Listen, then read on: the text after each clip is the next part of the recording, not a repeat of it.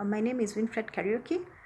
I'll wear the sunglasses to be a bit discreet on this video for security reasons, since what I'll address here is a security related issue. Earlier, I posted on my Facebook some information regarding security threats that I'm facing, and specifically I talked about spiritual warfare. So I want to give a more detailed background on the issues that I've been experiencing for more information. So since July, August, September of 2021, I started noting that there was unusual activities on my personal setting, namely access of my online accounts, both social media and my emails, access to my house, or intrusion of some form. And that led me to be very concerned. So my Facebook account would be accessed from locations I don't know. My Gmail was also being accessed. Whenever I would cook food in the house, it would react and to me. In some of the major reaction was my poop would have like almost white milkers. So I decided to leave my house where I was staying. I sold my household items and started moving into different houses for security purposes. I also reported the issue to the World Health Organization, Kenya country office where I was working then, and I also told this to my immediate family members. So as I moved from house to house, different houses over time, my beddings started being laced with a product that product would react with my body so severely until now. It was really a burning sensation, but with no wounds. Some of those sensations have not gone away, especially in my legs and also my hands, partly. Sometimes I would have to wake up at night and flip the mattress and wipe off those chemicals that were being used. Because I wouldn't say that it was untidiness, because it was like more of a chemical reaction. And then also this would also be put in my lotions, that over time, like in a week, I would buy 3 lotions, because every time I buy, they come in and put lotion, it affects me. So, but when I carry it in the bag and go with it around wherever I am, I wouldn't have any problems. So, and then they moved also to putting these chemicals in my house, in my clothes, and this would react a lot. So over the period between around October, November of 2021 to September of 2022, that's 1 year, I moved 6 houses because of these challenges. I also reported to the police and gave samples. But basically, I also ran my own samples, but most the information was nothing was found according to them. So I also did have a test with a dermatologist, and nothing at all. So my body was in perfect shape. Over time, I decided to leave Kenya, and when I left, these symptoms disappeared completely. But I would also want to say, I have had spiritual issues, and some people would say they are more mental, but I'll just want to highlight them here. And starting even in 2021. So one of them was astral travel, which I came to learn as a term later when I did some research online. And basically, I would fly in my dreams over cities and over water. And sometimes it's just a normal feeling that I wouldn't say I was scared, but it was something I've never experienced again. And then when I'm coming back from my those astral travels, I would form in the mouth, and then the physical actual form, and that this form would fall on my bed. So from my mouth, so this is thick saliva, and then besides that, when I'm forming, I would feel like I'm vomiting instead of just saliva. And then the vomit is a bit heavy, disgusting, and also it's like particles that are not familiar to me and very disgusting, more disgusting than vomit itself. So, and then the other thing is, when I'm coming back, sometimes I would feel like there are people around me, and I wouldn't see them when I wake up. And then the other challenge I was experiencing was mental drain. That is why some people will say it could be mental health, but there was also a lot of elements which are spiritual. So I see the two here are interlinked. So energy drain, sometimes I would even sleep over the weekend for 24 hours without wanting to wake up. And sometimes I would feel like someone is pouncing or jumping over me at night. And also I would have sexuality issues related to that late at night, and this would, it was a weird feeling also. Over time, I never understood why this was happening. So I moved to the Pacific with the UN Human Rights Office at their Pacific Regional Office, where I worked for about almost 8 months.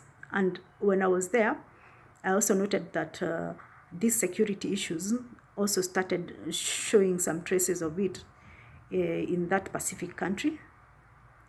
So some of the things was, I noted that my house was being intruded into again.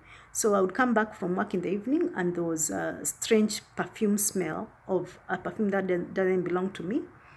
And usually I wouldn't allow people to get into my house when I'm not there. That is the owners of the premises or the workers. So I found it very strange. And then I experienced other things that would lead me to believe that there was intrusion, but I don't want to highlight them here. So over time, one morning when I woke up, I had a sharp piercing in my spine, between my shoulders, that part of the spine, and it came through all the way to the chest. And that piercing was so sharp, and it lasted for long. There was no mark. I went to hospital, X-ray, but there was no mark, and there was no deformity or anything that would suggest that my spine has been damaged. Yet there was severe pain for almost 2 weeks. And then as the pain was going away, I started experiencing like there was air filling in my stomach all the way, moving down to the lower gut. And then over time, gas formed in my lower intestine, and I started developing severe pain. This led me to get permission from my employer, and I left the Pacific country and moved to Middle East over time, after stopping over along the way. And then here in the Middle East, that's when I confirmed I was actually having a spiritual issue, because over a time of 3 or 4 weeks, I started now having, they would call them nightmares, but mine were severe sleep paralysis like every other night. And then the sleep paralysis would come in a way such that I can't wake up completely. My mind is alert, my body cannot move at all. And I'm struggling to connect the mind and the physical. It doesn't work. I have to get into deep prayer for a long time. And when I would also sometimes be weak and prayer didn't get me through, sometimes I would slip back into sleep, severe sleep that can last for hours. And sometimes it's the mosque that would wake me up when the prayers are going on, and I would wake up very, very tired. And sometimes it wasn't just sleep paralysis, but it was like someone switching off my mind. I try to wake up, but something just puts me in a blackout like in an instant. So over time, this became a big issue. So I used to have to cover myself with many pillows over the head, and that's what has helped me up to now. I have to sleep like my head covered with pillows, and that usually help. I don't get sleep paralysis. If I don't have pillows, I have to get something over my head, and also just have a small breathing area to help me with air. So over time, I continue to experience a lot of other spiritual attacks. So when I'm sleeping, I can hear things knocking around and clawing on the bed. It's like something ticking. It always comes all the way, and it enters my ears, and then sometimes my nose, my throat, my reproductive system, and my rectum area, and then it will go up with a very sharp piercing pain. And then sometimes it crawls like a bug, and then it just attaches to my body, and that place it forms a lump. Someone will say it's bed bugs, but I have had even those people, mostly I stay in the hotel, they have come, removed everything, cleaned up everything, and also I shower like even sometimes 3 times. And sometimes even those piercing, even those things falling on my legs, they happen during the day, and you actually feel when it has just tapped the leg, and when it taps the legs and falls on me, it just goes inside and it starts piercing you. Actually sometimes it's so loud you feel it. So the more concerning part is whenever the bug enters in the ear, it goes all the way to other parts of the body, and it likes around the breast and the lungs. It keeps piercing. And if I'm covered my ears, like I'm wearing earphones, or something is covering my ear, I can hear the noise from ears inside, piercing many times. So this is very concerning because I've never seen something like this. And number 2, also have actual confirmation by third parties that I have a spiritual attachment. So usually the ones who have had confidence to tell me, strangers even on the streets, and the ones who are not able to tell me, they usually cough or spit and cross the road. And I wouldn't say it's discrimination, because I am not the only one like me here. There are many people, and they, even though we are working 10 of us like me, they don't experience that. So usually even when I'm 2 people around me, some of them, all of them at some point at the same time, they'll cough. Even though we had been chatting and we're okay, they'll cough, and they don't want to talk about with me a lot after that. But initially they were okay. So, and then now the ones who've had confidence actually told me, you have something on you and you need to have it removed. So I don't know what it is. Because I don't see those things. And I can say sometimes at the back where the piercing was done, I feel vibration. That is unusual, especially when I'm sleeping at night. And when that happens, that's when those crawling things start to appear around my body, and it goes on and on. So lately, in the last 2 weeks, I've been having a lot of those piercing. And now why I'm recording this video is because I've started to experience a change in the texture of some of my areas, including my reproductive system. And my discharge has changed in color.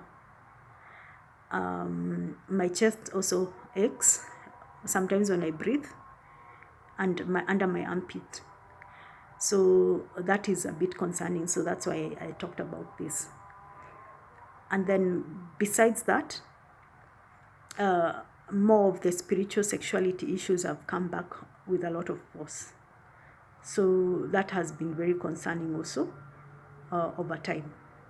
So where I'm at, I feel like the people who also accessed my Facebook account, my Gmail, did this systematically at the end of the day, because I go back to the original, did this systematically to find a way to smear my name, isolate me, and also put me in a confusing state so that they could isolate me and also maybe get a reaction out of me, which they did, because I later came to learn that a lot of information was shared about me that I never authorized. I used to live alone in Nairobi for many years. No one used to access my house. So if there's any photos, videos about me that have leaked, someone did surveillance on me, recorded them, and distributed them illegally, either in closed groups or using a fake public account. So this was a thorough intention to get me in a situation that is compromising. And also, I feel it's more of an intent to take life. And I don't know why, someone who wanted to take blood. So all these issues have been reported to the Kenya Police, Gigiri Police Station. I reported to my then employer. I was working for the World Health Organization, Kenya. That is WHO Kenya, country office. And then later I moved to the Pacific, where I have been working with the United Nations Human Rights Office. Would say it's called OHCHR. And my family, immediate family, also know this, and we've even had a meeting regarding the same issues. So nobody, these were my main circle of operation. If there are friends who are out there, they can also come out and say, but I have not had anyone come out to say what they want with me or why they did it. Personally, I've addressed issues that I have concern with anyone directly. So it's concerning that these people don't want to stop, or this person or this circle doesn't want to stop. And they are very confident doing what they are doing. And they have also tried to block my ability to access support. So I'm concerned, and I feel like this is more related to someone wanting to take life. Thank you again for the audience. And sorry, I had to use my glasses due to the sensitivity in nature of this issue. Thank you.